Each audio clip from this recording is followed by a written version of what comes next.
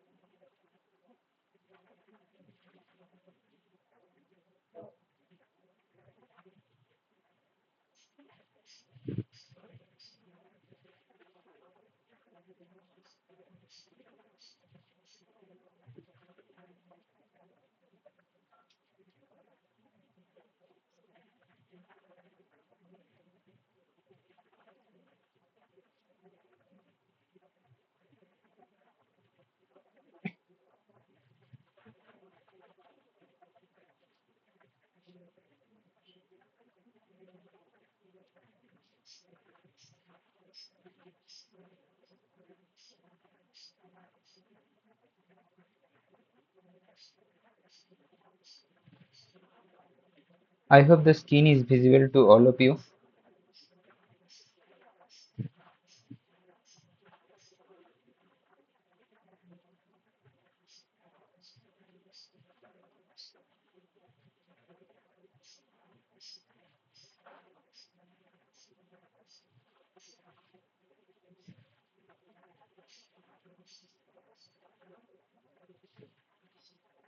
Okay, we'll start today's session.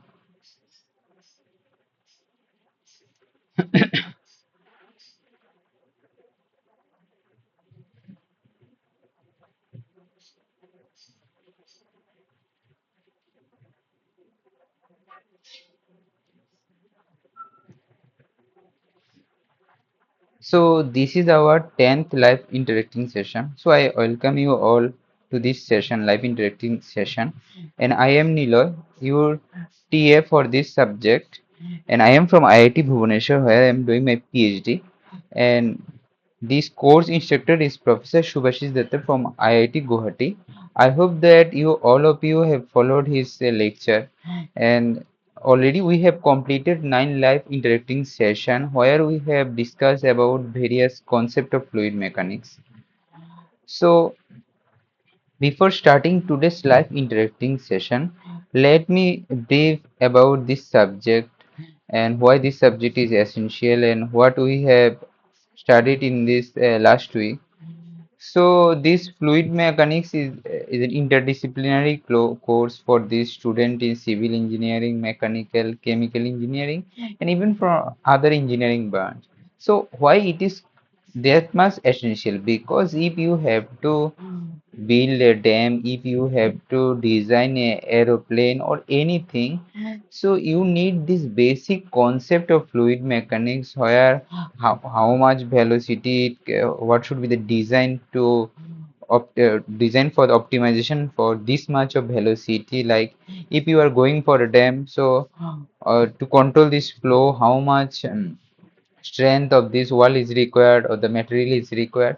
So even these types of thing is quite essential for building a dam and this thing.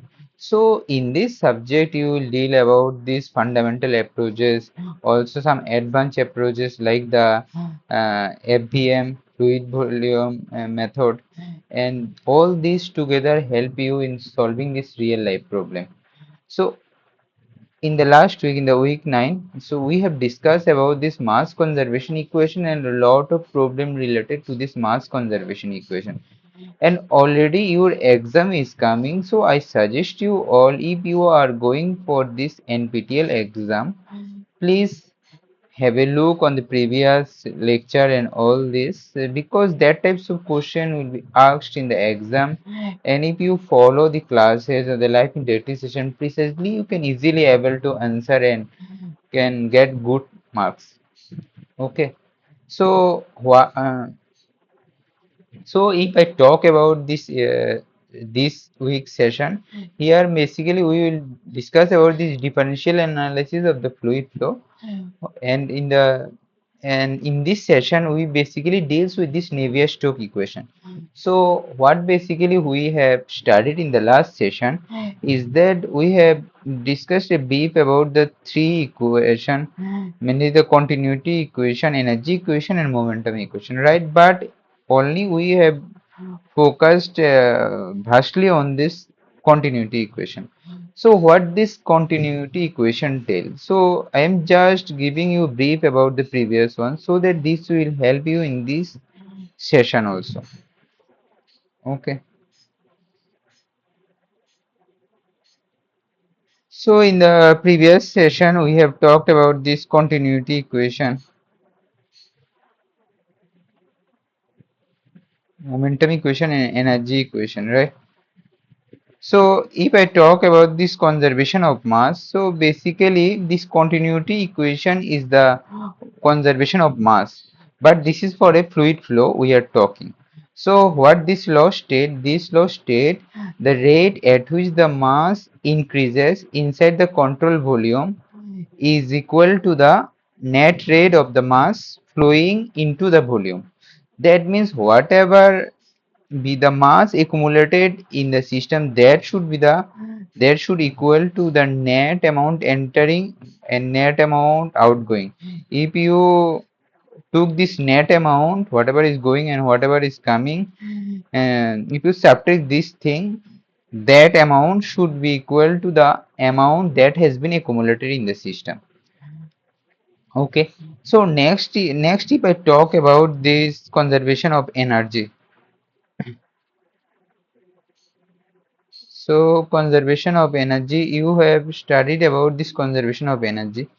So if I talk about where this equation derives from, so this equation basically derives from this second law, from this first law of thermodynamics. So this is the fundamental law from where this Bernoulli's equation have come. So you have studied in depth about this Bernoulli's equation, assumption of this Bernoulli's equation. So that's why this conservation of energy equation is quite essential. So already these two has been discussed in the previous classes. Now if I talk about this conservation of momentum, so basically it's the Newton's second law. It's the modified version of the Newton's second law, and it's for the fluid flow in this topic. So let us discuss about this momentum equation, which is also known as the Navier-Stokes equation. So in this lecture we will deal with this Navier-Stokes equation. So how will I start this session is that I will just provide you a question on this and will give you 1 minute time to solve this one. So I assume that you have gone through this basic concept that has been discussed by Professor Shubhashi. So you can, I hope that you will be able to answer few of this question at least. So, and if you are not able to answer the question, no need to worry because I will help you to solve this question. Okay. So the first question is here. So the first question is the Navier-Stokes equation deals with the conservation of what? So already I have discussed. So these are the four options. So please try to answer. I am giving you 1 minute time.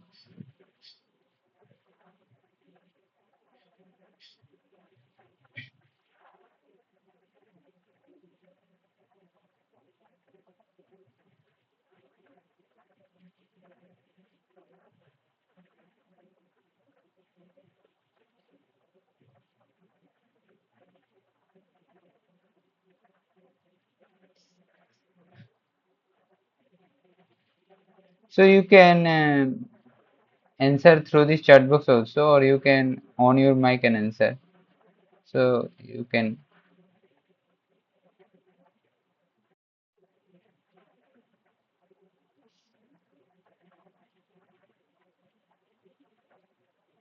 Okay. So please try to answer.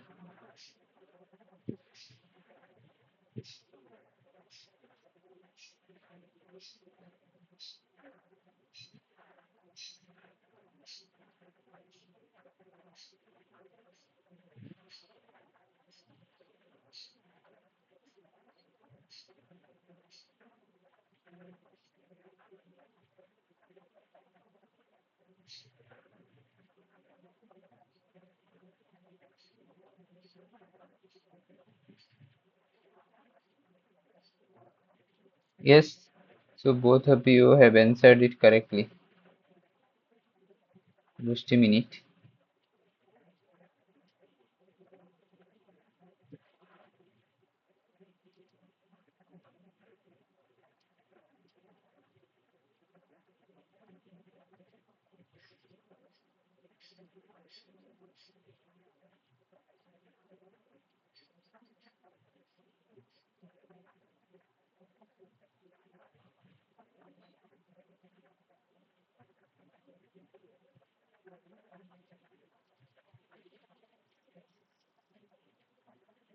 Hmm. So I am explaining in depth about this Navier-Stokes equation. So I am writing you an equation for you. So please remember this equation, because this, if you recall this equation and understand each and every term, you will be able to answer majority of this question from this today's live interacting session and also from this Navier-Stokes part, right? So this Navier-Stokes equation for incompressible flow. So I'm talking about incompressible flow. What is,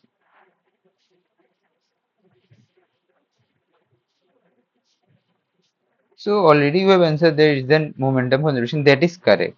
Now I am explaining depth about this equation.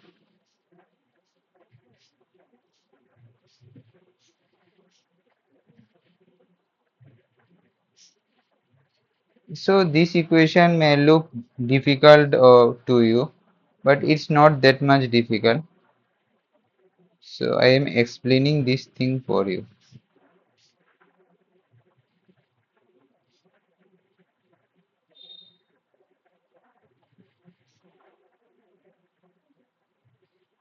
Generally, it's I'm writing about G, body force impact.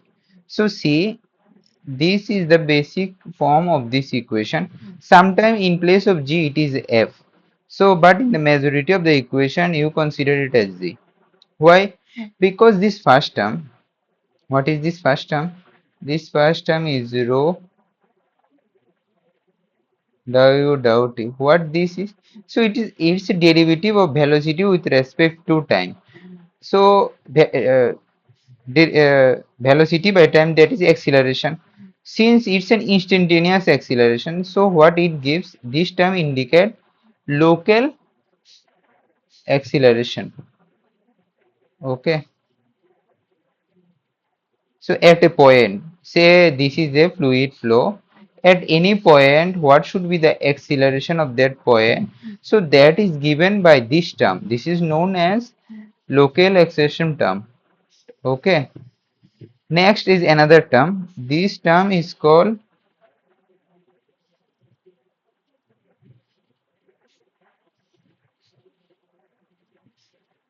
this is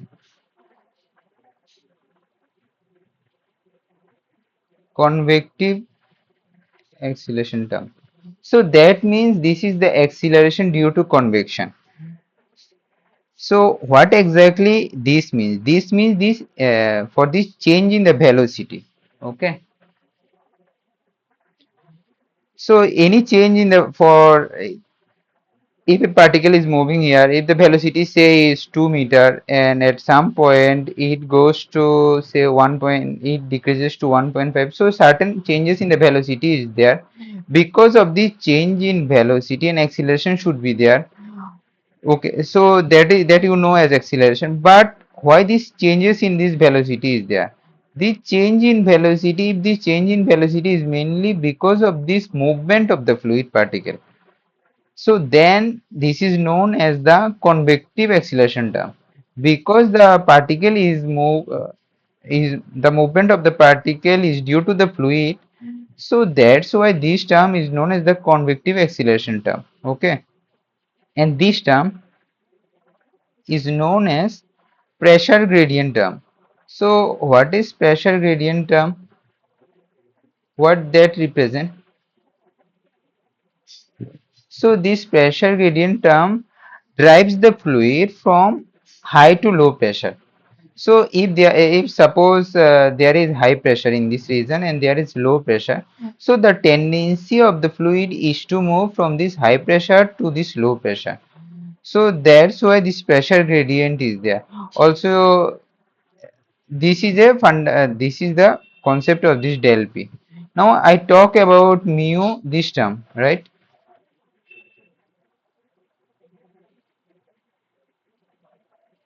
So this is the viscous term or diffusion term.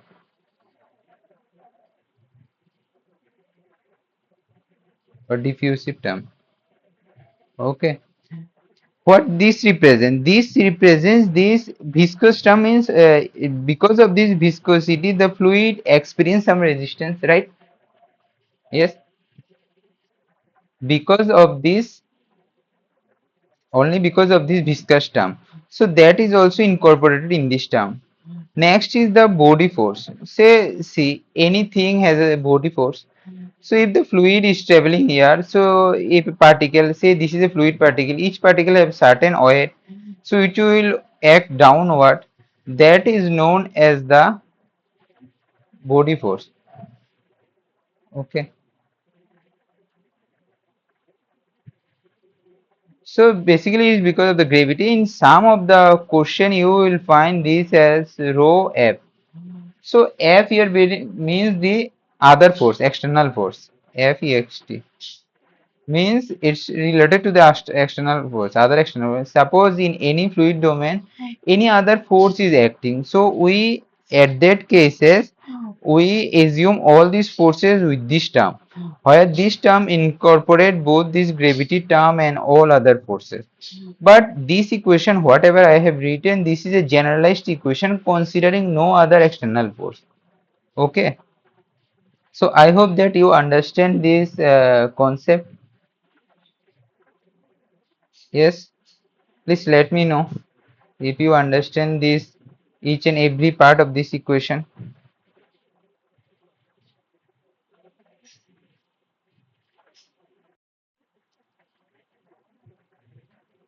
Okay, Hari.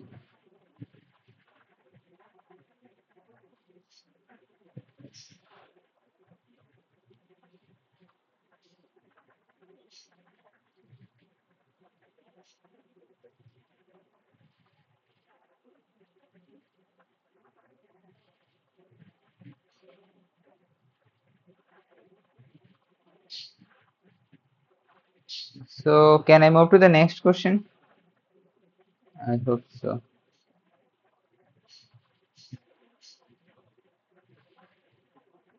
Okay, I am moving to the next question and I am giving you another minute time to solve this one.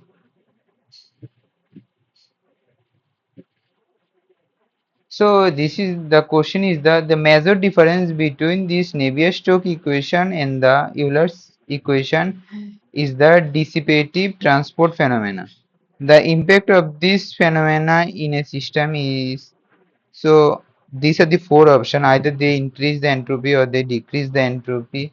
Maybe they increase the internal energy or decrease the internal energy. So you please try to answer this. I am giving you 1 minute time.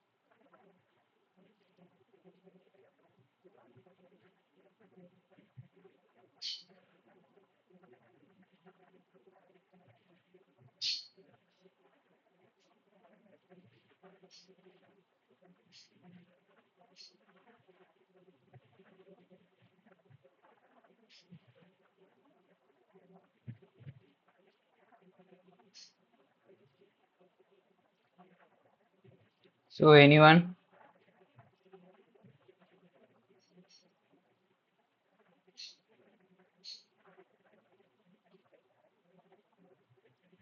Okay.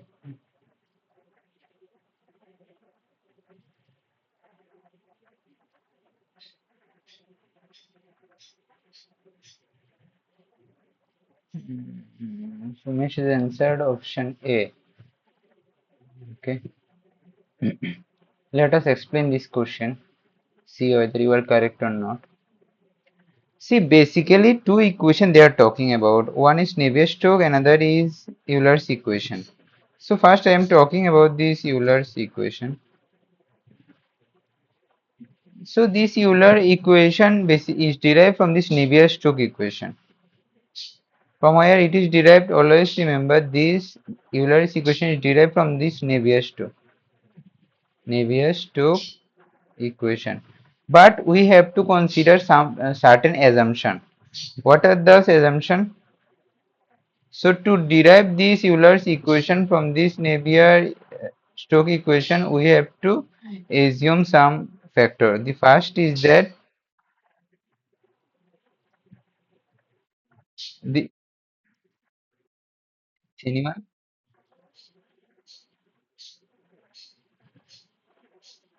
Hmm. So the first point is that we have to neglect viscosity. What we have to neglect? We have to neglect viscosity, right? The second is that we have to neglect thermal conductivity.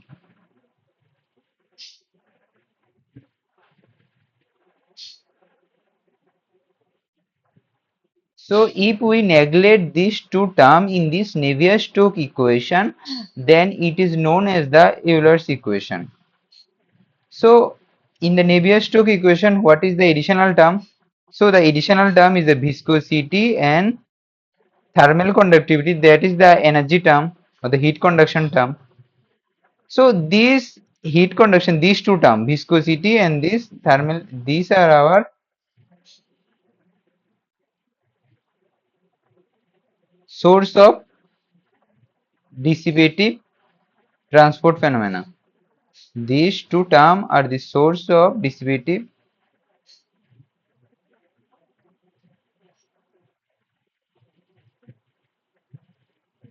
These are the source of dissipative. Hello, someone's mic is on. Okay, thank you.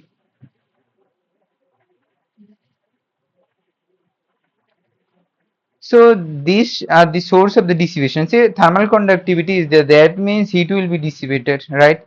So that's why it is known as dissipation. And viscosity, if there is viscosity, that means some losses is there. So this is again another dissipation. So in the Eulerian's equation, which is for an ideal scenario, that's why we neglect these two terms. But in the generalized Navier-Stokes equation, these two equation must be there. So, and these are the source of the dissipation transport phenomena. Okay. So these two terms means there is certain loss. If there is certain loss, whether the system is reversible or irreversible, so it can't be reversible.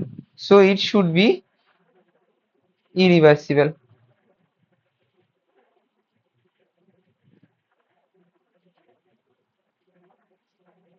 because this dissipation is already lost. That means this energy is already lost. So it can't be able to regain its original position, right? So and also we know that if a system is irreversible, then there should be entropy generation, or more the irreversibility, more is the entropy. So as so in case of Eulerian equation, this there it is reversible, so no entropy generation should be there. But in case of Navier-Stokes equation, as the viscosity and thermal conductivity, both these dissipation terms are there, so this system is irreversible. And we know that if a system is irreversible, the entropy generation is there. So that means this entropy of the system will increase. So for the Navier-Stokes equation, the entropy of the system will increase. So our correct option is option B. I hope that you understand this concept. Okay, so please check once. I'm giving you 30 seconds. If you have any queries, please ask, or I will assume that you understand this.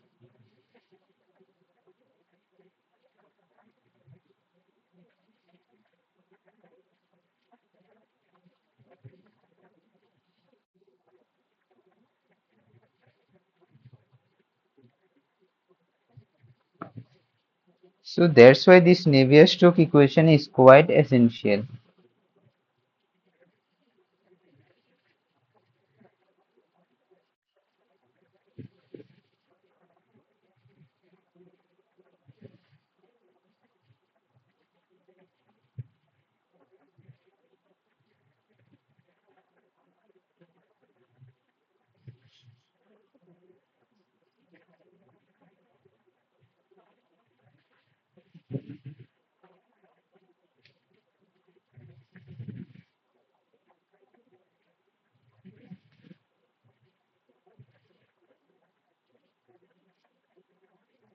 Okay, so I'm moving to this next question.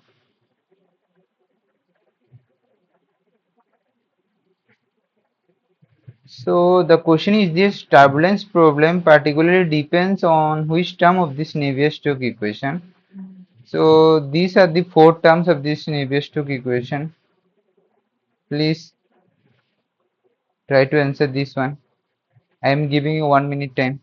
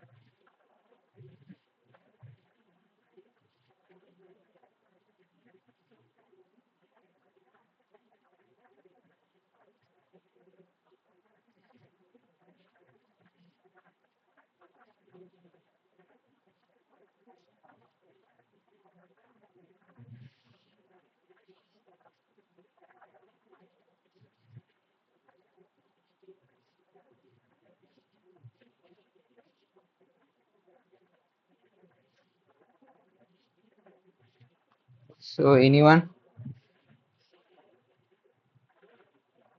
So already I have explained this in this first slide most probably. So please try to answer.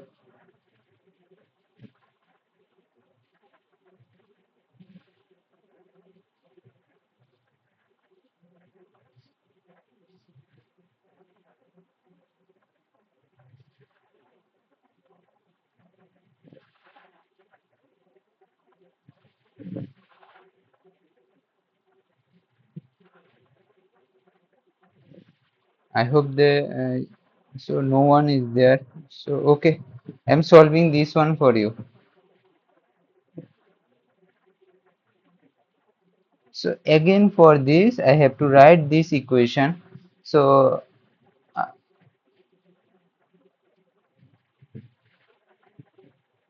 so this Navier-Stokes equation I am writing again. So this Navier-Stokes equation is that. So for general case,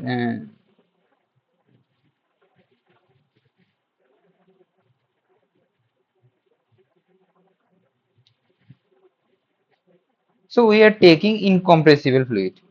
So because in your BTech level most of the problem are for incompressible, so I am taking only for incompressible.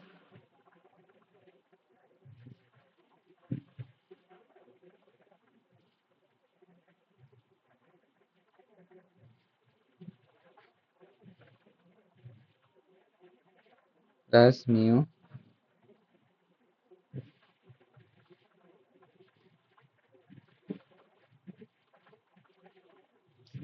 So this first term, so what I have previously told you, this first term is our local term or local acceleration term. The next term is the this term indicate that this is the acceleration due to convection. So all these things I have discussed. Say a fluid particle is initially there. As it is moving, after a few time, its position is there too. Say this is one position. So at one, so on moving, may it happens that it may lose some velocity. So the change in velocity is because of the movement of the fluid, and because of this a convection may happen. So that's why it is known as convective acceleration term. So overall the first two term is the total acceleration term. So that should be equal to our pressure gradient. So what is pressure gradient? Pressure gradient means actually when will a fluid flow if there is a pressure difference between 2 points? Say this is point 1 and this is point 2. If point 1 greater than point 2, pressure at point 1 greater than pressure at point 2, then it will flow in this direction, right? So this pressure gradient should be there, and this is our viscous term or diffusive term.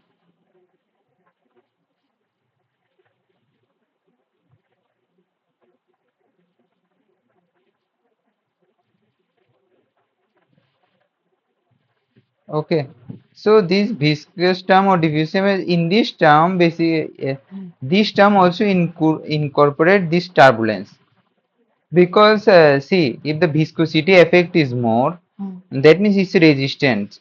So because of this resistance, the fluid will having some disturbance, and because of this disturbance, there will be turbulence.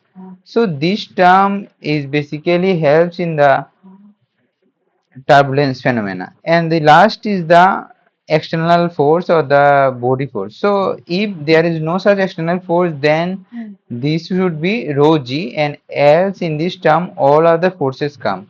If any other external force or anything, all these thing is incorporated in this term.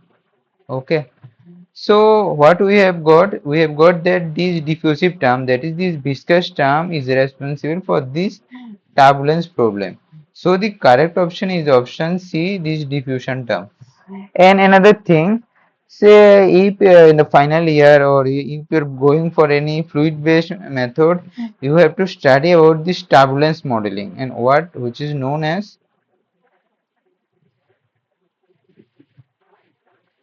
turbulence modeling, right? Here you will study about certain model, K epsilon model, K omega model. Next is the LES model, DNS model. So this is not required right now, but you will know that this is certain methodology to solve this turbulence. Certain if a fluid, say if there is a, it is a path of the fluid, if there is a obstacle, so the fluid while coming it will flow like this way. So there is some disturbance, so this turbulence is happening. So how much the impact of the turbulence should be there, so that depends on what type of modeling or what type of turbulence you are taking. So these are some of the examples. So based on this, we can say that whether the turbulence is there or whether this turbulence will impact throughout the domain or it will impact a certain region. And accordingly, it helps in the balancing of this energy equation, right? So the correct option is this diffusive term. Any confusion up to this?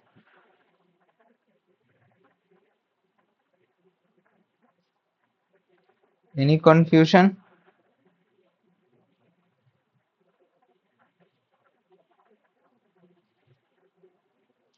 Okay, then I am moving to this. No, okay. Okay, I assume other do not have any confusion. So I am moving to the next one.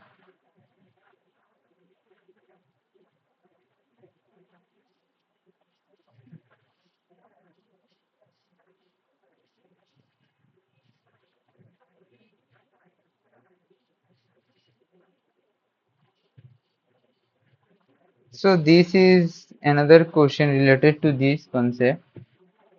So where it is said that the equation of motion for laminar flow of a real fluid are also known as which one? So either it's a Euler equation or Bernoulli's equation, a Navier-Stokes and Hagen-Poiseuille's equation. So please try to answer.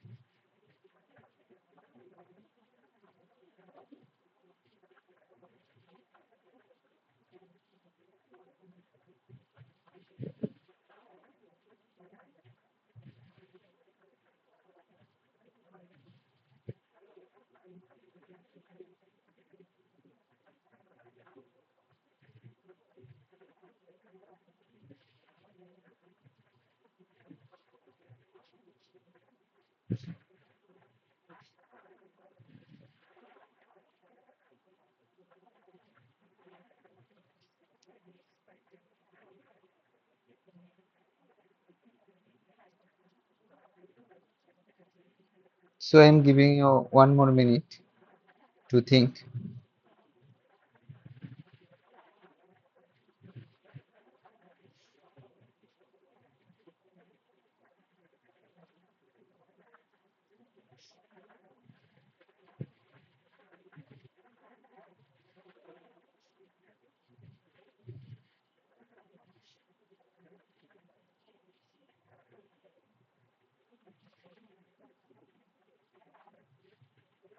So at least attempt whatever you understand.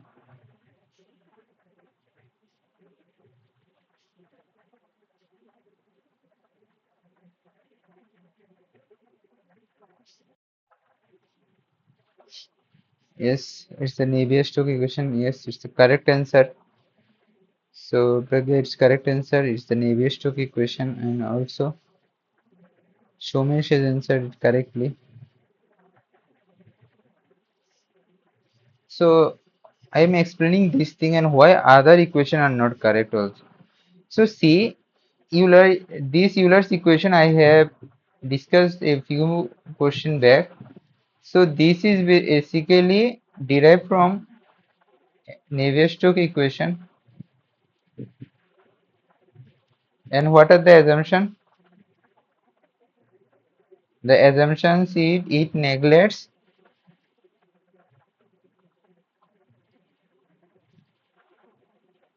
viscosity and thermal conductivity, right? So in the laminar flow of a real fluid, in the real fluid, we will not be able to neglect this viscosity and thermal conductivity. So option A will not be the correct answer. Next is the Bernoulli's equation. Bernoulli's equation is the modified form of Euler's equation and having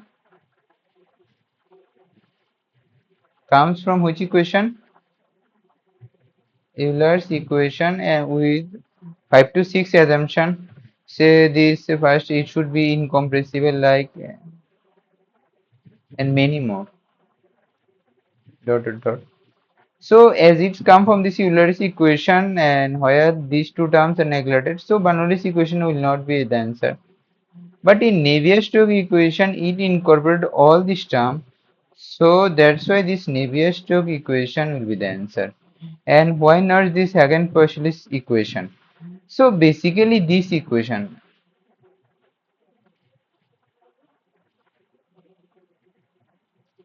basically is a special solution of NS equation.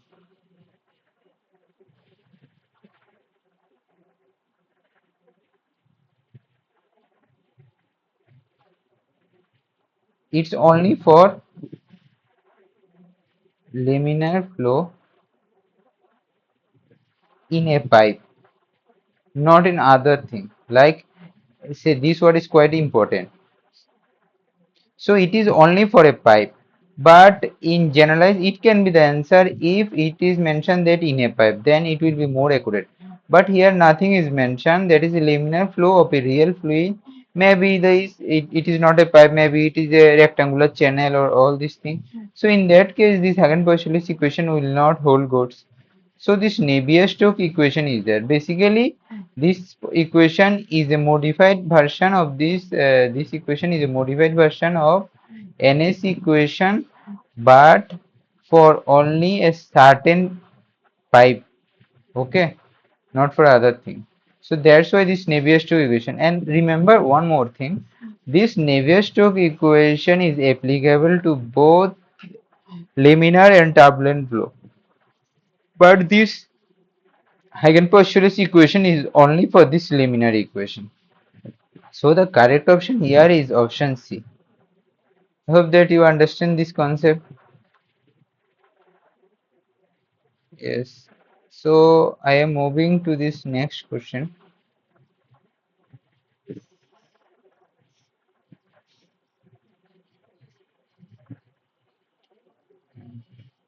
See, the question in the today's session is a bit confusing to you, I know, but it's because this Navier-Stokes equation is a quite complicated equation, and even in the world, throughout the world, many scholars are doing their PhD only on this equation. So see how much depth this equation holds and how essential it is to learn this equation. But we just learn about 1 to 2% of this equation. Even see, in this equation, as I have told, there some external forces should be there. So in real life problem, any problem you are going to solve, in this problem, certain external forces should be there. Like if I talk about a glass of water placed in an atmosphere, so certain external influence should be there. Like if a fan in the room is moving, so it has certain impact on the water surface. So that is some external effect, right? If it is placed, suppose if is placed in a table and someone by mistakenly strike the table, so again this water will vibrate, so that is some external effects. At that case this Navier-Stokes equation will incorporate all those terms. So that's why this equation is quite complicated. But whatever we have understood, we will learn basic only on these 4 or 5 terms that I have discussed. The two acceleration terms, this pressure gradient term, this viscous or the diffusive term, and this body force or the external term. So these are the term I need to remember. So now please try to answer this question. It is another question based on this CFD or the fluid mechanics. So please try to answer. I'm giving you 1 minute time.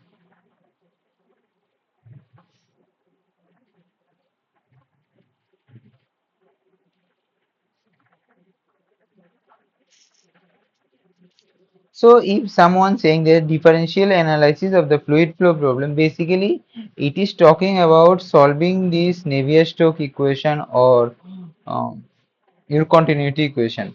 See from this option it is talking about this pressure and velocity. That means in this question it is talking about this Navier-Stokes equation. Just think from this Navier-Stokes concept. In this Navier-Stokes equation, what are the terms that are solved, and accordingly you can answer this question. So I'm just giving you this way to approach this question. So please try to answer.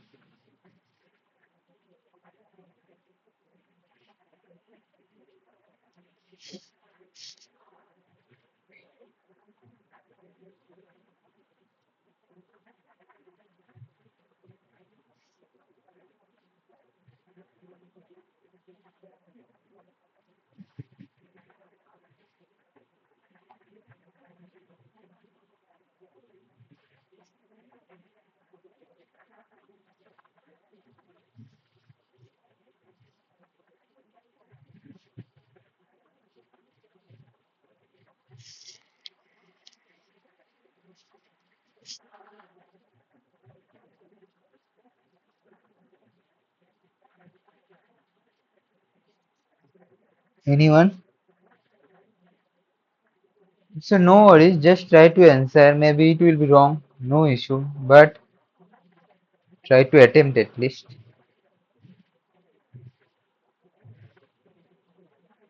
So whatever you understand and whatever you think, try to convey this.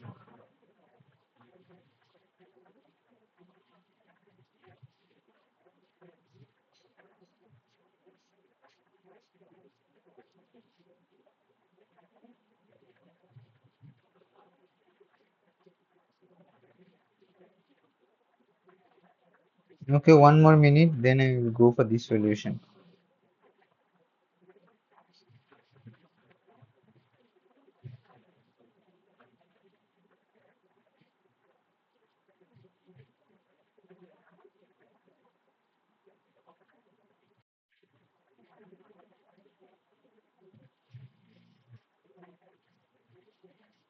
Pragya has answered option C.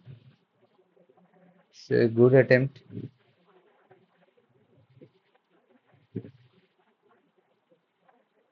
Hari is also option C.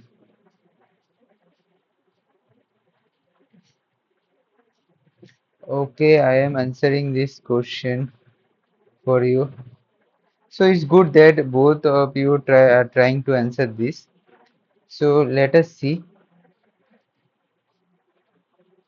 So what I said, this differential analysis of the fluid flow problem, this is basically refers to solving this Navier-Stokes equation. It indicates solving Navier-Stokes equation, right? So in the Navier-Stokes equation, you remember, just I'm writing you in the T plus what is there?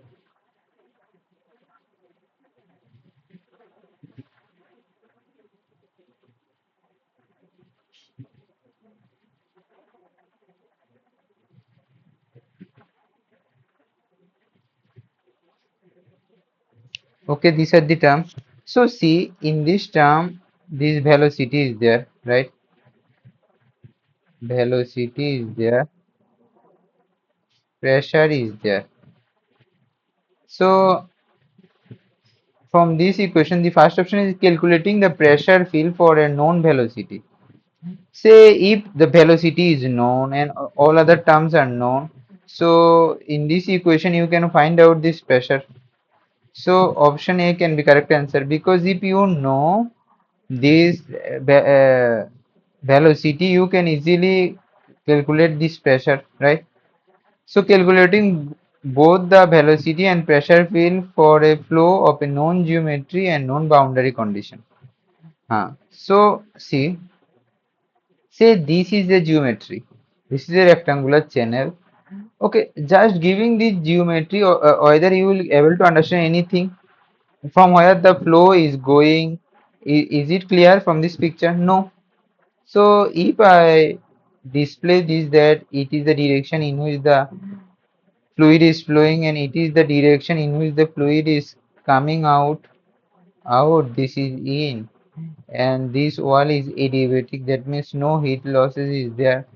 So then from this picture it is quite clear, but before drawing all these things, it seems like only the geometry is not will not give a certain idea.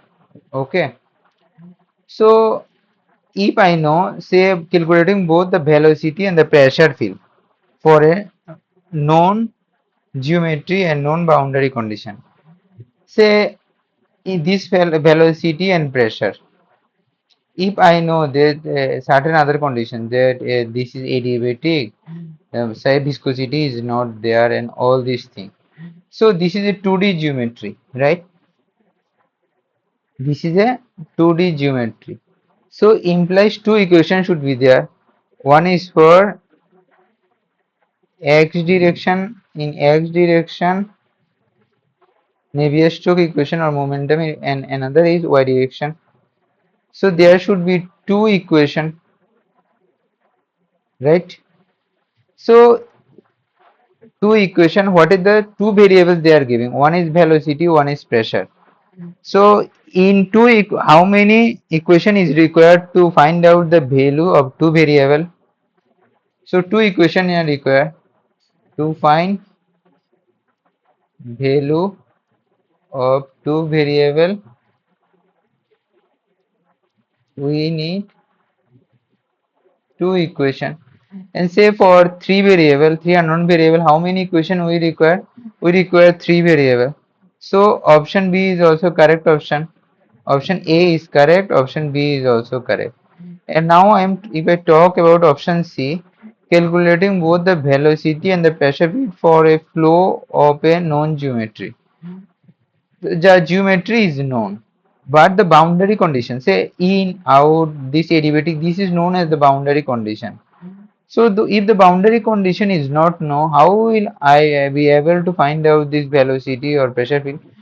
Say if no boundary condition, from where I will assume either this flow is moving from the upward direction or from the downward direction, it is not clear. So that's why option C will not be the answer. Though the geometry is known, but its boundary condition is not known. That means from where the flow is coming on all these things. So that's why we can't take option C as the answer.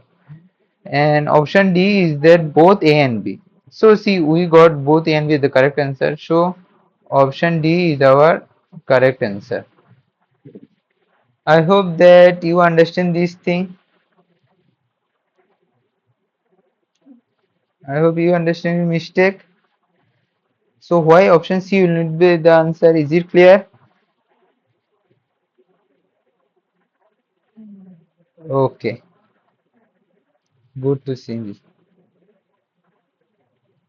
So now I am moving to this next question. So see, this is the approach how you will have to solve certain types of question. Hmm. So this is another important question. So where it is given, what is the incompressibility condition in a Navier-Stokes equation? So incompressibility, I'm just giving you an hint. Incompressibility means the change in density should be, there is no change in density. So accordingly, you try to answer this question.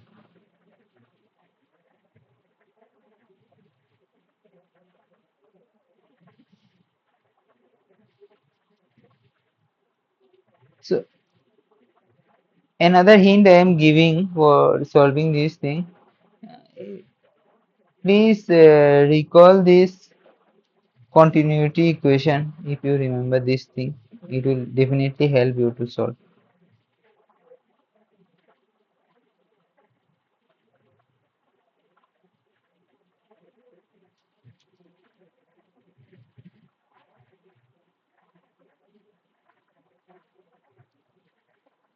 So I am giving you one thing. Say in most of the equation, the Navier-Stokes equation is not solved alone. So firstly, to find this Navier-Stokes equation also, like in the previous question, I am saying that only two x and y momentum equation can be sufficient, but not always this is true. In some cases, you have to take the continuity equation. So if I talk about, I am not solving this one, I am just giving you hint. Continuity equation general form is d rho d dou rho dou t plus u is 0. This is the general form. Now it is compressible means this one is constant. Okay. So please try to solve. I'm giving you the hint.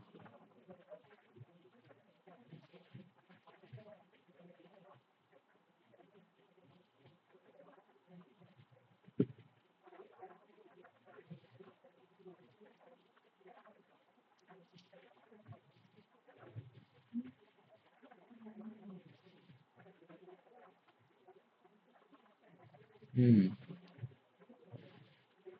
So yes, Pragya answered A. Good. Let's see others. Hmm. Yes.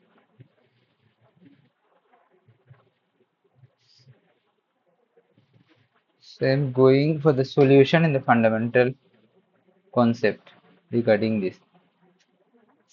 Yes. So as rho is constant, so its derivative should be derivative of any constant we know is zero.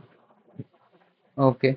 So I can write this as rho u. So please remember this equation and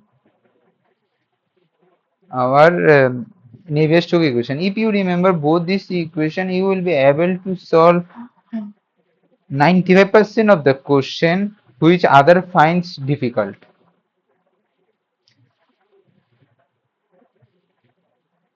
So this one as it is constant, so I can write this one is 0. So that is the scenario. So option A. See in these cases, so if someone asks you, then what should be the Navier-Stokes equations look like,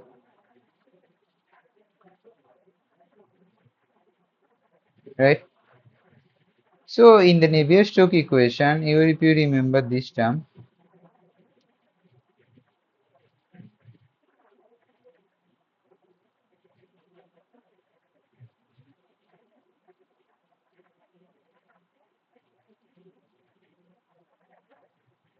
like this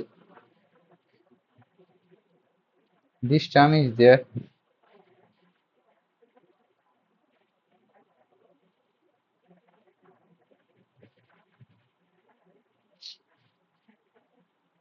right? So in this term, this will be your 0. So that is the scenario. Okay. So just forget about this thing. Now if I talk about this U only. So what I got, this indicate incompressible,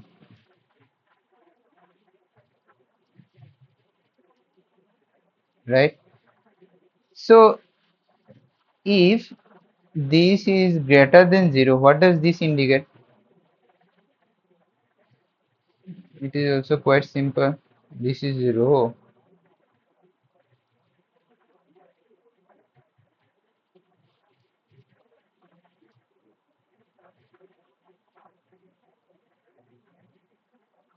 What does this indicate?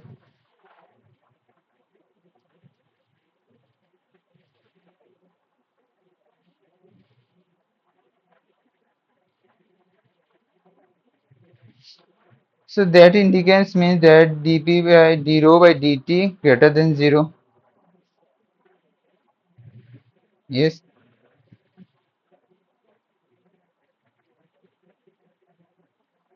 Since this is greater than 0, that means this term should be also greater than 0. Or I can write less than 0. That means the density is, the fluid is expanding, right? So the fluid is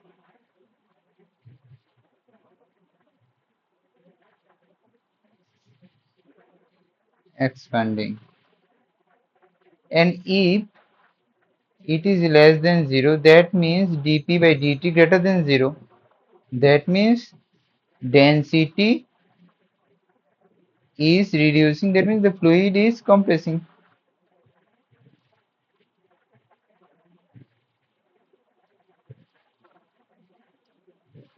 Okay.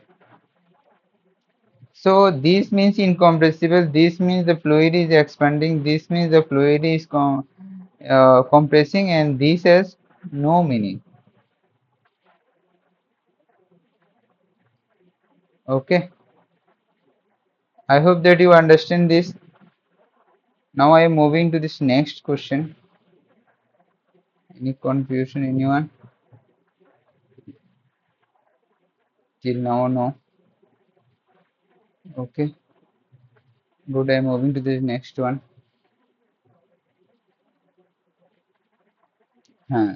See, this is another question. This velocity profile of the Corte flow is what?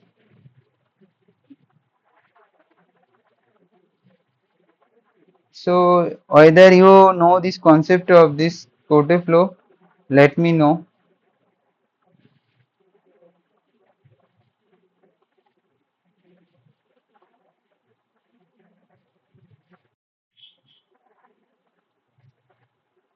Others, do you have idea about this Corte flow, or shall I give you basic idea about this flow, or will you try to answer this first and after that?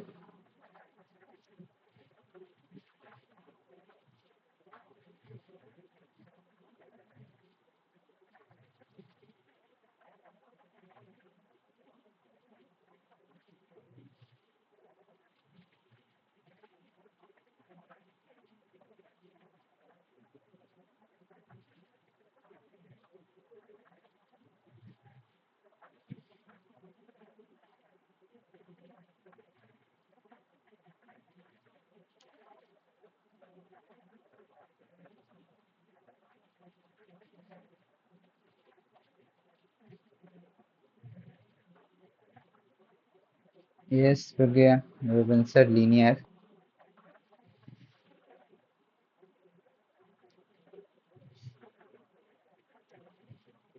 Okay, I am solving this one. See, this, what does this flow indicate?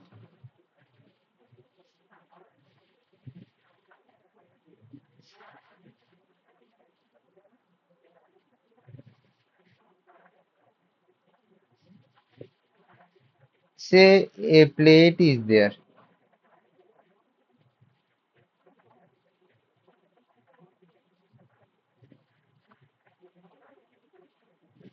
Say this plate, the bottom plate, if the velocity of the bottom plate is 0 and this plate has certain velocity, say u star. Oh. That means if in any cases the flow between two parallel plates where one plate is at stationary and another plate is moving at a constant velocity u star or u, whatever you take. At that case, say I am talking about this as u, not u star, only u. So that is the scenario. So in that cases, what are the assumption we need to take to solve this? So for this Corte flow, there are certain assumption we need to take for solving this Navier-Stokes equation. First is that it should be steady. Next is that incompressible.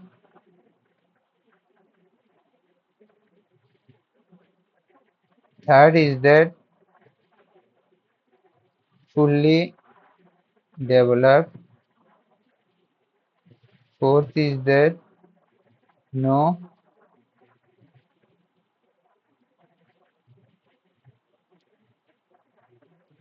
pressure gradient, right? So and also we have to ignore other things. So from this Navier-Stokes equation, what we know, this is rho plus u minus del p plus mu del square u rho f extension. So see here they are talking about the steady. Steady means this one is 0, right? And incompressible means this one is 0, right?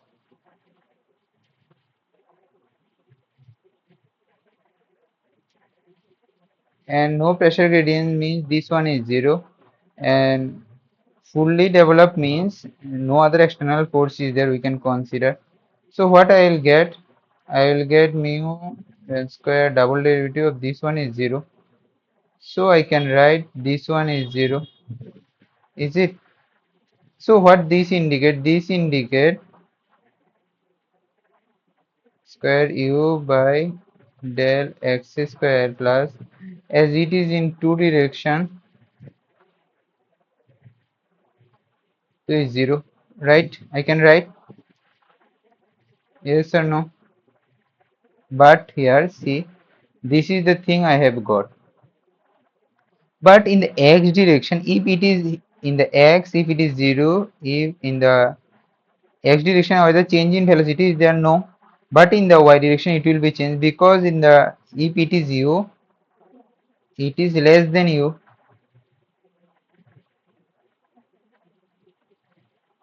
it is more like that. So that term is also 0, because change in x direction there is no such change in velocity. So only what we get? So we get only d square u by L square u, this is 0. If I integrate once, I can write du dy is a constant, right? Or again a derivative I will get as a c1y plus c2. Yes or no? This thing I get. U is a function of u velocity proof linear. Say u is a function of y and other are constant. So that's why option C is the correct option. So if I have to find this C1 and C2, how I'll find out? So see, this U is 0. One boundary where is 0? This is height and this is Y. So say if Y is 0, U is 0, right? So in this equation, what I'll get? 0 is 0 plus C2. That means C2 is 0. Similarly, if Y is H, say full the height of the pipe is h, velocity is u, so I can write u is c1 h. So c1 is capital U by h, right? So now I can easily write, so u is, in place of c1 I can write capital U by h y, right? So that is the Corti flow equation. So this derivation can be asked in the exam, so you can have to attempt like this or whatever I have to. In this way, if you approach, you will get the full marks. You understand this concept? How I have derived this velocity profile for this Cortes flow?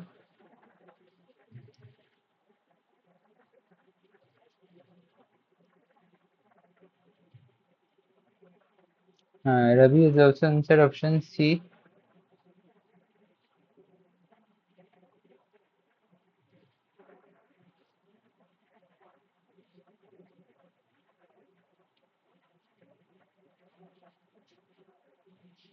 Okay, I am moving to another question.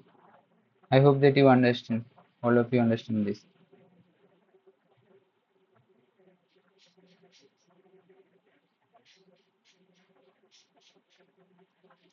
So, in this Navier-Stokes equation, this term primary represent what?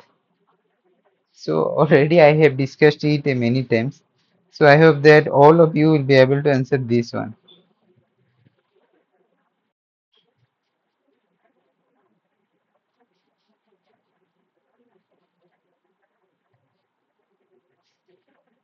Uh, just a minute. Pragya, think twice whether this is convective acceleration term. So the first part on the left hand side, both these terms are this acceleration term, right? So in the right hand side, there is no such acceleration term. So please think.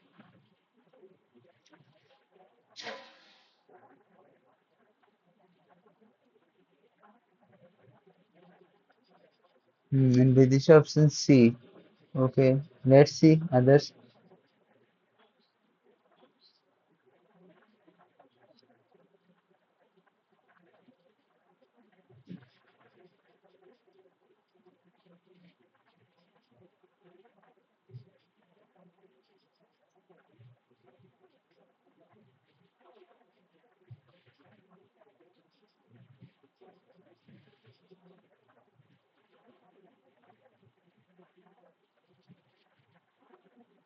Uh, See, one thing is that this continuity equation and this momentum equation, if you are going for any interview, if you have cracked this GATE exam and going for any PSU interview, they will, many of them, if they are working on this CFD, they will ask you about these two.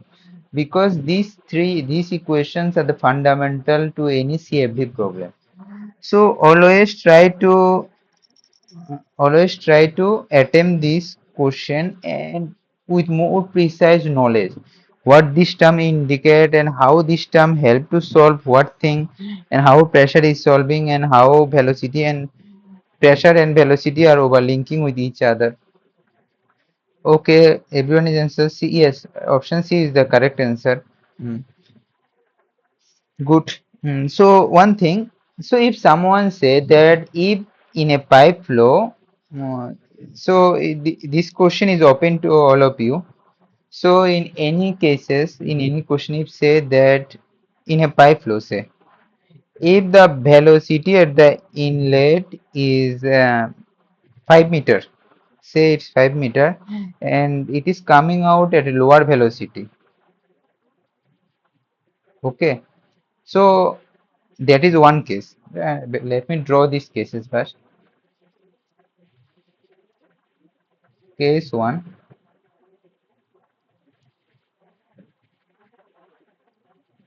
So this is air velocity is 5 meter per second. Air velocity is 3 meter per second. And case two, this is another pipe. Here again velocity is and V2 is 2 meter per second. So can you tell me in which of these cases this pressure drop will be more without calculating? Just through your fundamental. Can anyone? In case 1 or case 2, in which cases this pressure drop will be more?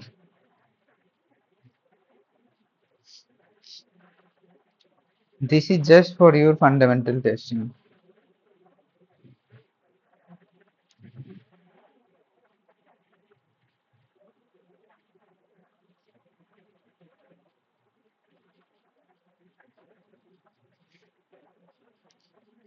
So I'm just giving you a hint. Use Bernoulli's equation, right?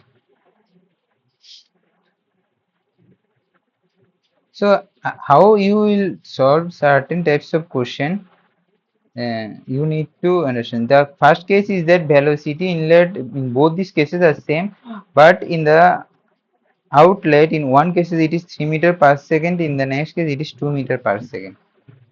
Okay. So what this Bernoulli's equation tell? This Bernoulli's equation tells that the total energy at this section and this section should be equal, right? So in this section, if I consider this pressure, so whatever may be the energy, in that case is that to maintain this same amount of energy, what should be the, that means the pressure, there should be some say this velocity is directly related to kinetic energy.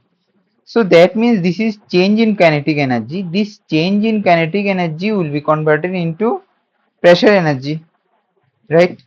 Similarly here, this change in kinetic energy will be converting into pressure energy. So say here the change in velocity is just 2 meter per second, but here the change in velocity is 3 meter per second. So as the change in velocity is more, therefore kinetic and change in kinetic energy will be quite more compared to this scenario, case 1. So as the change in kinetic energy is more, so this change is getting converted into pressure energy. So the pressure drop will be more in this case. Okay, you understand this concept? So for your better understanding, I am just writing this again.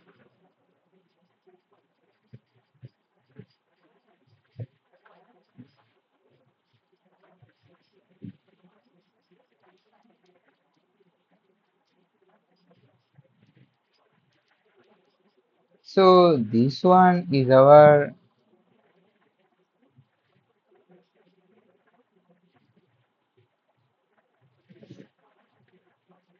say if I consider this Z1 and Z2 equal, okay, so I can write now that V1 square minus V2 square by 2G is P2 minus P1 by rho G. Say in both cases V1 square minus V2 square, that means 5 square minus 9, 9. 25 minus 9, that is 16 here, and here 25 minus 4, that is 21. So that is, it is 21. So this pressure drop is more in this case, in case 2, right? So these types of concept you need to understand. So that is a fundamental question.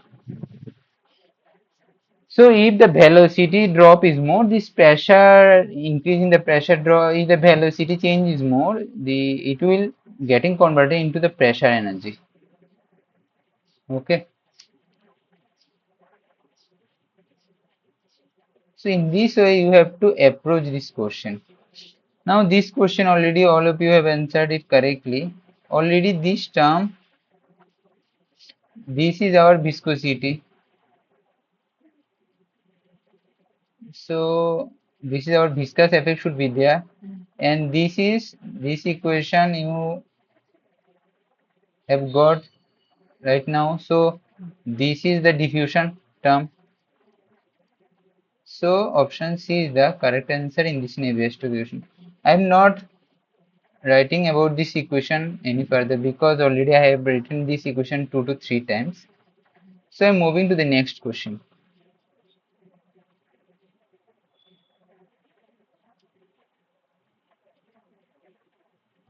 So this is a simple question. So if you understand this fundamental,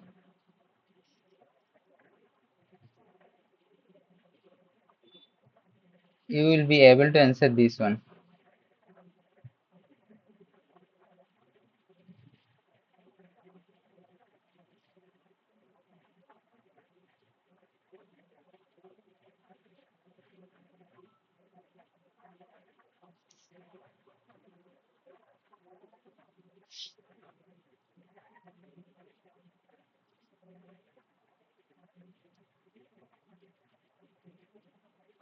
So it's a steady state. So steady state means change in any parameter with respect to time should be zero.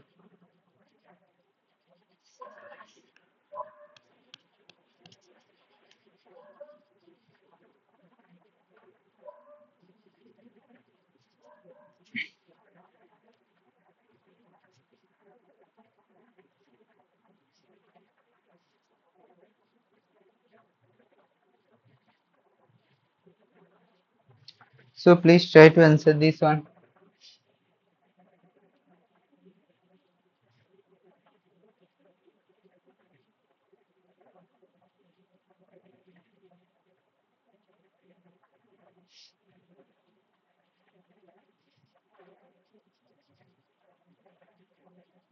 Ramesh is answered option B.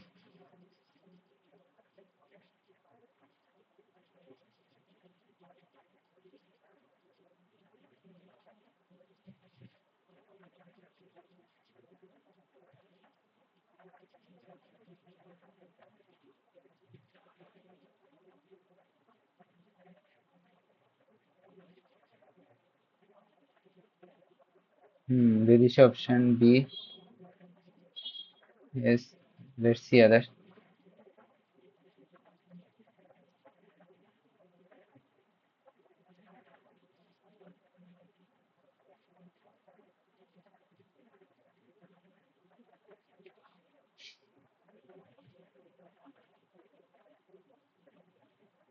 So it's good that all of you are attempting. So okay, option C. This is certain equation. So again, I am writing this equation repetitively. Plus u del u minus del p plus mu square u plus rho f xn. So as it is a steady state means any parameter with respect to t should be zero. It should be anything, right? So that's why this thing should be zero. And negligible body force, that means this should be zero. And also incompressible flow is there. Incompressible flow, that means uh, we know that del u should be zero.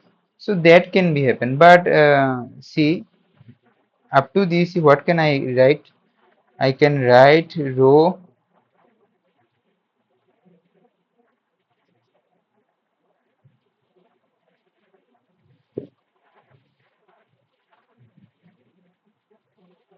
So this is the equation that we have got. So this will not be equation because this term will definitely be zero. This term will also definitely be zero, right? And this term, say as the pressure term, as this also will not be the answer. If for incompressible flow, it is correct. Up to this, it is correct. But which of this Navier-Stokes equation is applicable? They say that's why this is correct. This is not a Navier-Stokes formula. This is from the continuity equation. So option B is the correct form. So maybe it is given that this part can be given as zero. In that cases also you can write. So but it's based on the option which has been given. Okay. So I am moving to the next question. And one more thing. So can anyone tell what this negative sign in this del P indicates? So it is negative sign. So this negative sign indicates that the fluid is moving from the high pressure toward the low pressure. Okay.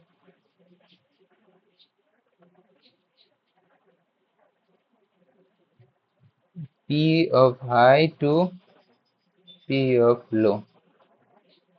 So as the flow is moving from this negative sign indicates flow is from high pressure to low pressure. Okay. And del P is the pressure gradient. You know all these things. So please try to answer this thing. It's the same question. So I think all of you will be able to answer this question.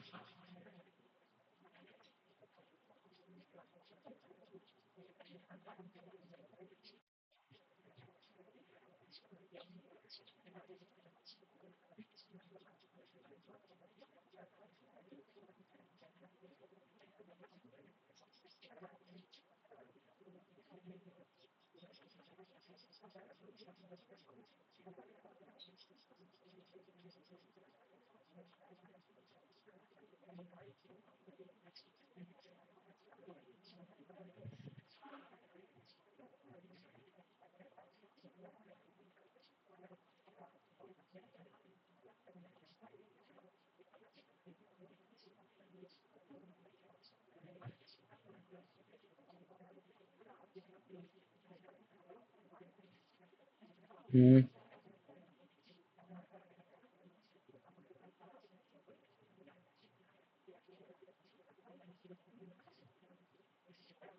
Yes. So the correct answer is option C, pressure gradient force. Yes. So I am moving to the next one. So it's a numerical question. An oil of viscosity is given and having between two parallel fixed plate it is moving. So the distance between the plate is also given, the rate of the flow of oil between the plate you need to find out, and the pressure drop per unit length is given. Also the width of the plate is given. So please try to answer. So just I'm giving you 2 minute time.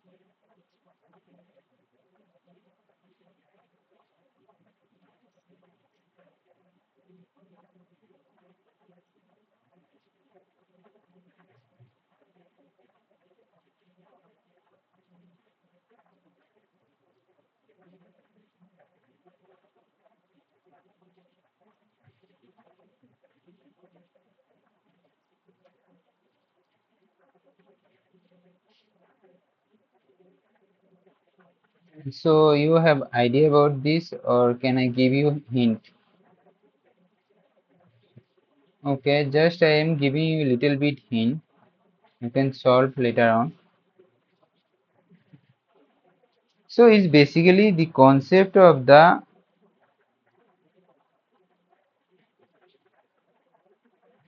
this question is on the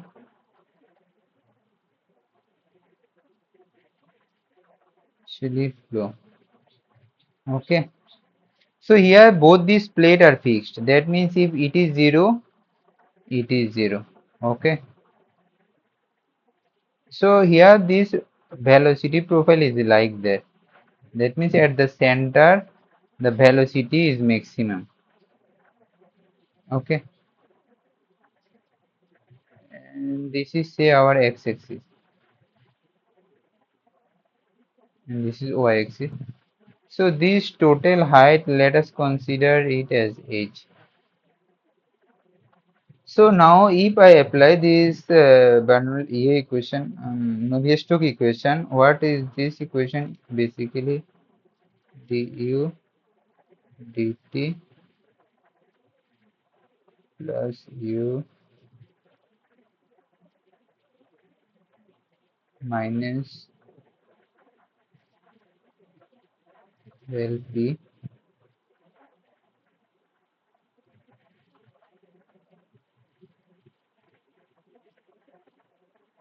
See, in this question, we consider it as steady,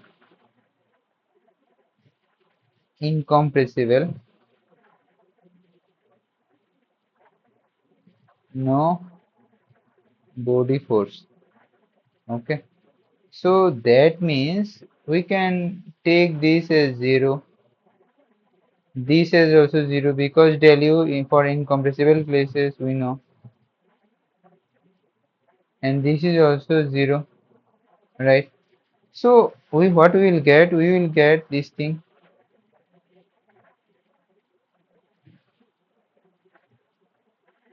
right? Only the change in velocity is in the y direction. So that means I can write d square u by d y square. Yes, here this is change in pressure in, because the flow it is moving, so the change in pressure should be in x direction. But I'm talking about this x any momentum equation in the x direction. That's why I've taken this. This is about x momentum. Okay. So that is the equation. So if you solve this equation, so solving this equation is quite essential, right? So if you solve this equation, you will get u. Okay, so that is a lengthy derivation. So I will not go into this derivation. You will find it in the book. Okay.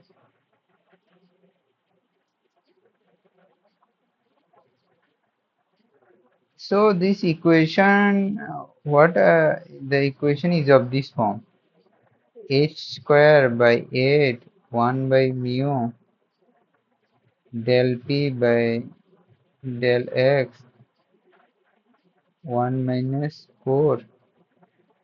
It's a quite complicated equation. So this equation is there. This you will get, but no need to remember this equation. Okay, because for solving this problem, what you basically need, you need the mass flow rate. So basically a formula is there for this mass flow rate. So let me check this one formula.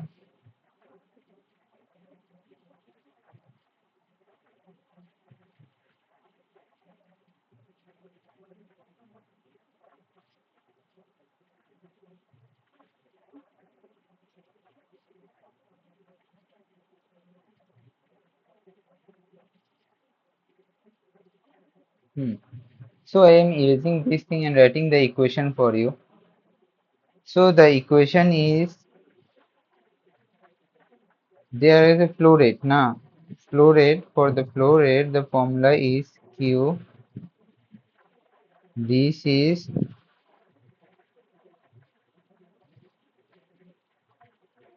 h cube del p by L 12 mu into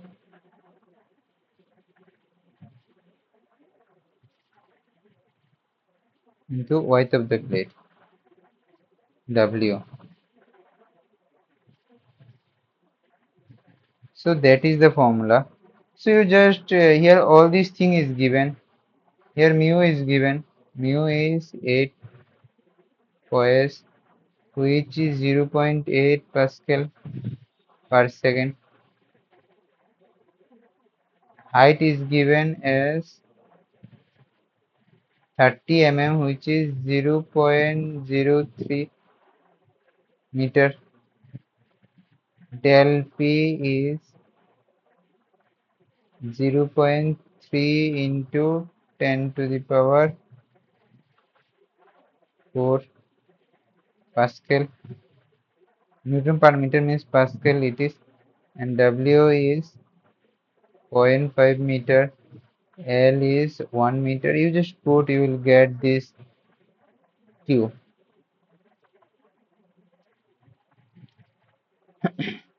Okay, please try to solve.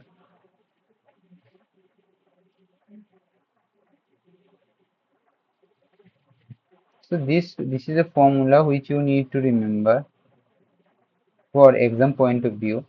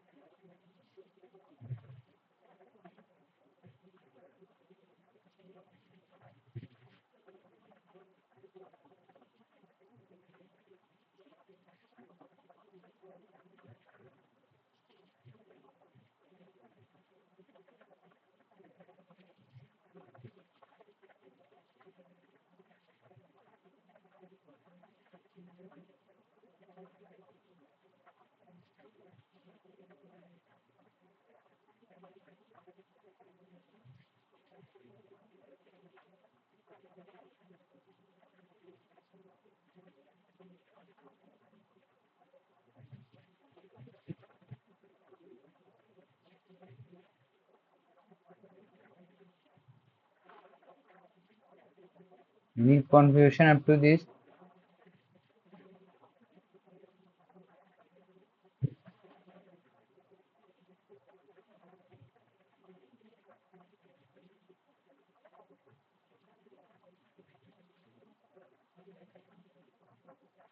Please let me know.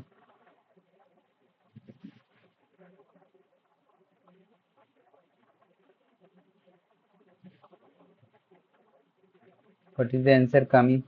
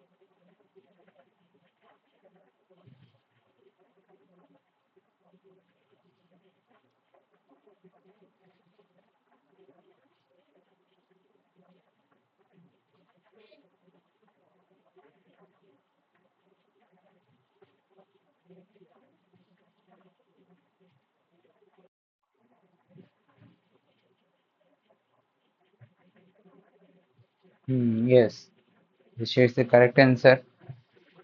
Option A, good. So after solving, just remember this formula.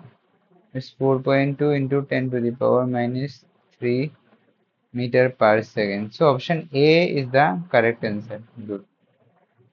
So I'm moving to this next question.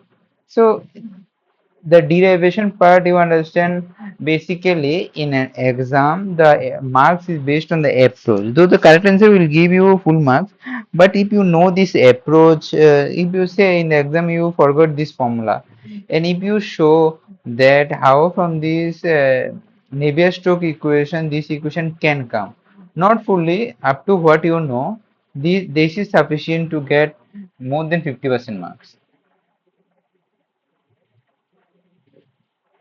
So this is another tricky question. So this is basically which of the following application regarding Navier-Stokes equation are correct?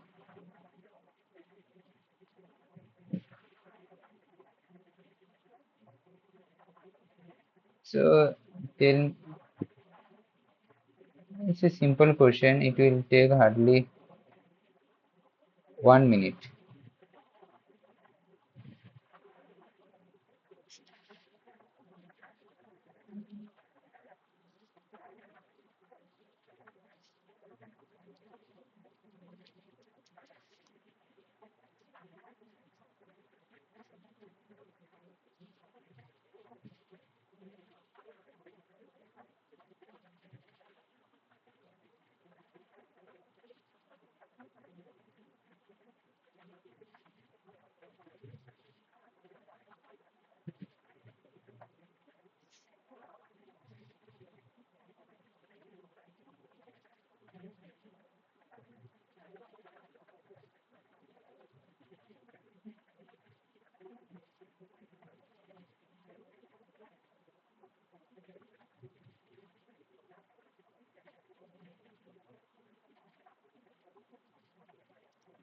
So Hari has answered option B.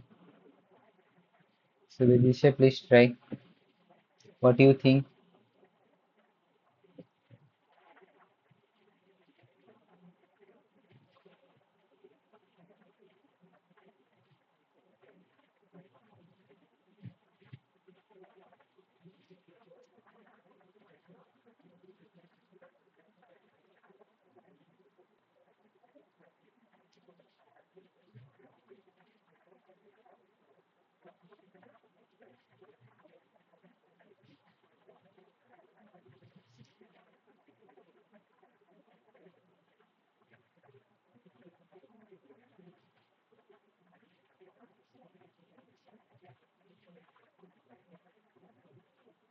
Okay, I am solving this one for you. In the meantime, you please try to answer. So see, this Navier-Stroke equation, we know that this is a governing equation mainly for a flow and where there should be viscosity should be there. Because if viscosity should not be there, then we have to, then it's an Eulerian form, right? So in any cases for any laminar flow, so we have to take certain assumption, right? So the first assumption is that the laminar unidirectional flow between these two plates, stationary plates should be there. The option 1 which is given, it is correct. So because you need two parallel plates, say whether these two plates are play. So the condition if the velocity is u and if this velocity is u, say it is at 5 meter per second, it is moving at 5 meter per second. So what is the relative velocity? The relative velocity is 0. So that is the condition that the Navier-Stokes equation would be applicable if in these cases if between these two parallel plates if the relative velocity is 0, that means either two plates should have the same velocity or the two plates should be stationary. That's why option A is also correct, option B is correct. The laminar flow in circular pipe. That should be in circular pipe also. In circular pipe, this thing also is applicable. Because if it is a circular pipe, what we have said, this is the Postulus flow. Again, Postulus flow equation. We have also derived this thing. So from the solution of the Navier-Stokes equation, you remember we have derived U equal to capital U by H into Y. Like that we have derived. So that's why option C is correct. The laminar flow between concentric rotating cylinder also, say if it is rotating also in that cases it can be count, because at that cases it is whatever flow is Curtis flow. So all these four options are correct. So the correct answer is option D. Okay. So the correct option is option D. So I hope that you understand this thing. So option D is the correct answer. I am moving to this next question.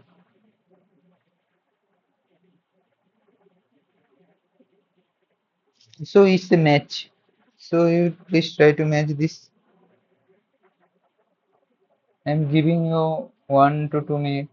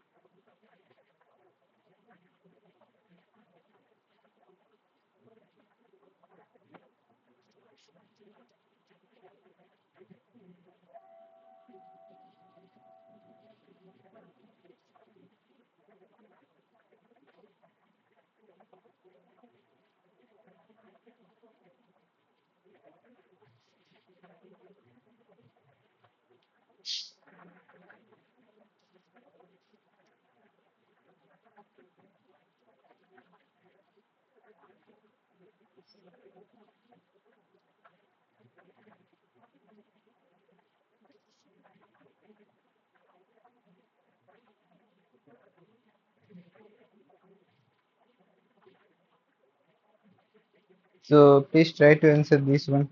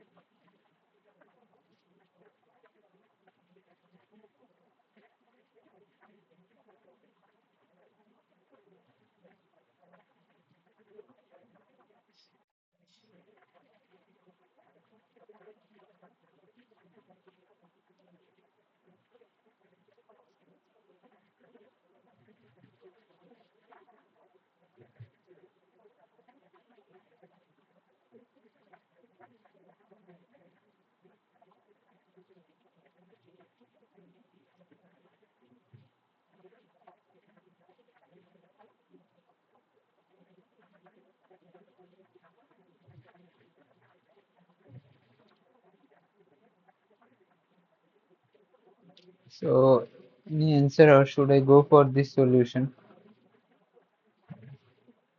Okay, I'm solving this one again for you. So see, the first question is the fluid in contact with a solid wall. So if a fluid is in contact with a solid wall, say this is the fluid flow and this is the solid wall, right? So that means whatever, not solid, just a minute. Say a fluid is moving here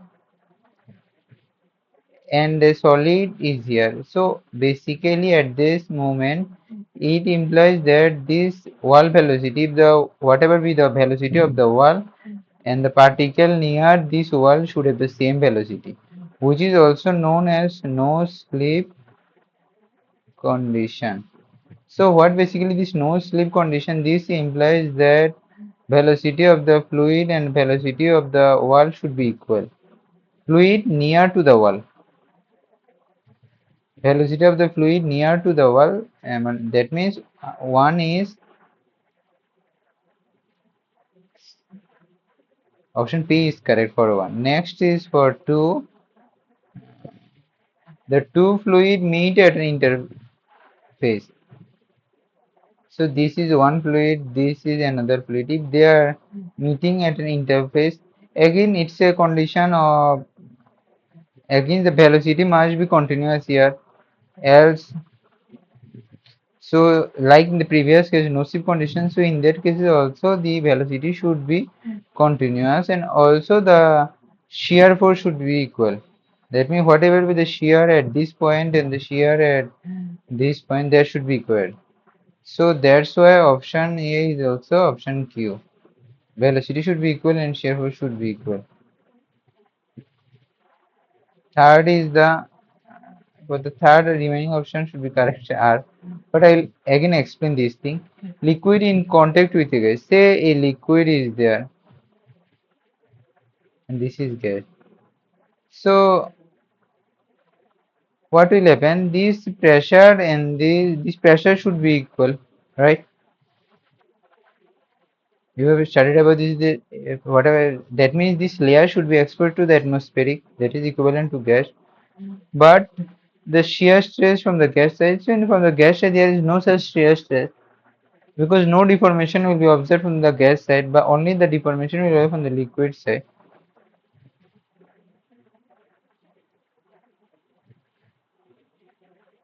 So that's why option it is R.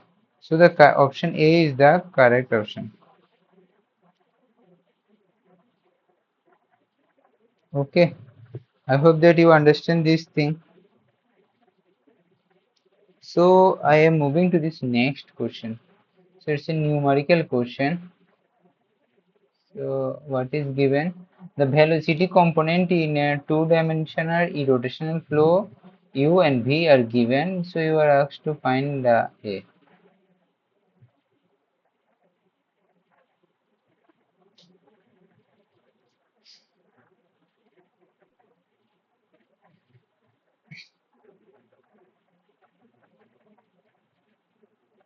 Please try to answer this one.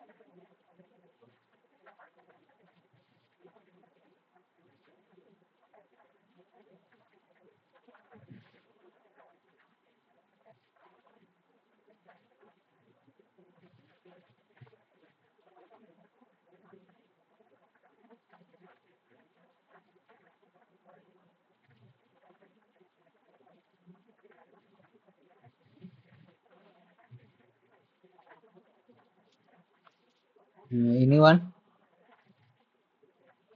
Okay.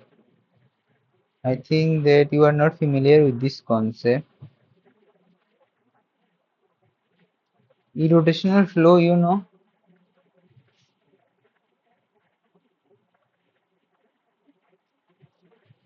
So see, it's a two-dimensional irrotational flow.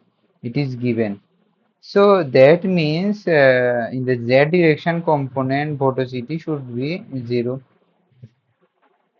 Okay, right?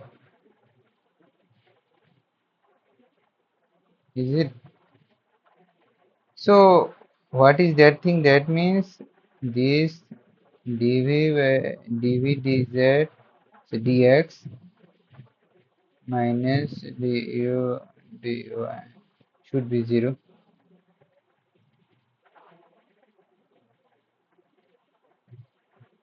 So the velocity by derivative this with respect to this one, what I will get? So I will get is a y square minus 0 minus already 3 x square by 3, and u with respect to y it should be 3y square plus 0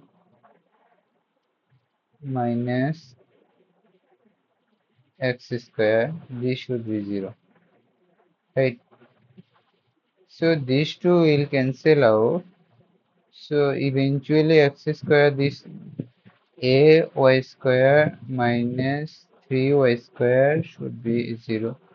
So for this one should be 0. That means a minus 3y square should be 0. That means this constant with this y square should be 0. Or I can write a minus 3 is 0 where a is 3. So the correct option is option A. So see, it's basically this irrotational concept. So we also know that for any flow velocities at a u and v, the flow is irrotational if the z component of the velocity is 0, because it is in u and v velocity are given. So we have to consider this omega z should be 0, and accordingly using this omega z formula, which as already I have discussed in last few class, so in that where I have discussed about this thing, so also derivating everything, what I'll get a is 3. I hope that you understand this. Okay, so this concept is quite essential. Now I'm moving to the last question for today's session. So please try to solve this one. This is a simple question. So the hint that I'm giving you is that shear force per unit area on the bottom plate you are asked to, and that is you are asked to find tau. So it's basically the Newton's law of viscosity. If you apply this formula, you will be easily able to solve this one.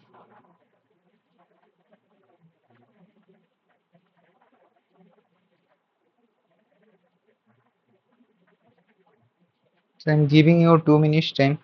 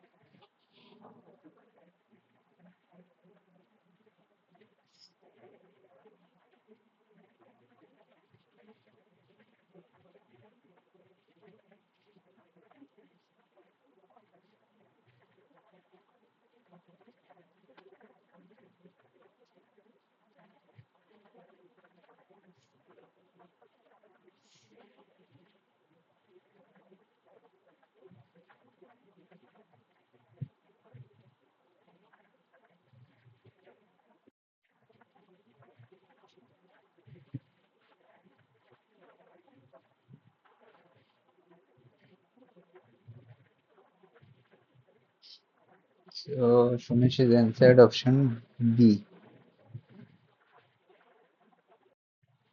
Yes, Virisha has answered option B. Yes, it's the correct answer. So it's a simple question because we know that the shear stress per unit formula from this Newton's law of viscosity is mu. This one is our formula, right? In this question, mu is given as 0.5 Pascal per second. The top plate velocity of the top plate is given as 2 meter per second. So the bottom plate, it is the top. So the bottom plate, it is not given, it is stationary. So it is 0. And the distance between the plate, that means y. So not y, I can say h. Okay, I assume this as h as. So that is the scenario here. This is u top, u bottom.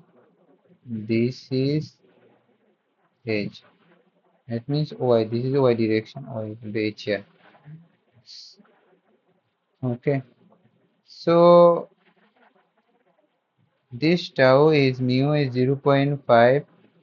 Velocity there should be 2 minus 0, and it should be changes should only h.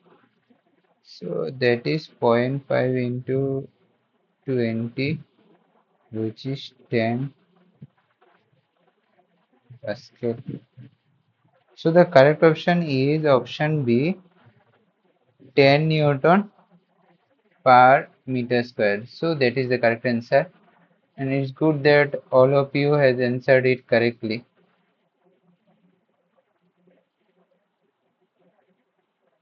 So up to this for today's live interacting session.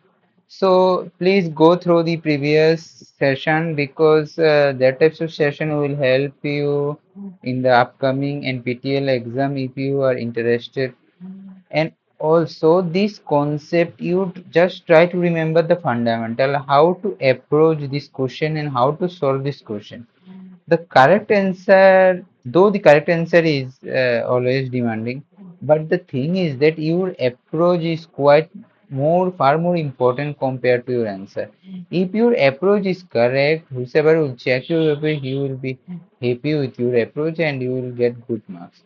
So always try to understand and each and everything through concept, not through formula. Okay, from where this formula came, whether this is a direct. Some students say that it's better to remember the formula, not to go through this derivation. I'm not talking about this derivation. You just learn the fundamental. This is the thing. This thing will, in this case, this will be zero. If steady state with respect to time, it should be zero. Like that, you just remember and you just give your idea.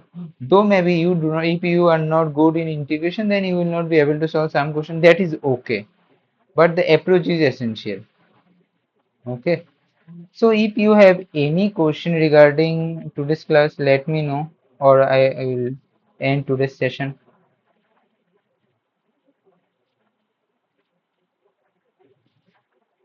So again, if you have any question about any other session or anything, you can mail to me, or the previous video has been uploaded and the link has been provided from this NPTEL site. Please go through this video, and also the PPT will be shared with you through a link. Okay, so that will definitely help you. And till now, enjoy the puja, enjoy the Navaratri. Okay, I hope that you do not have any confusion. So thank you all.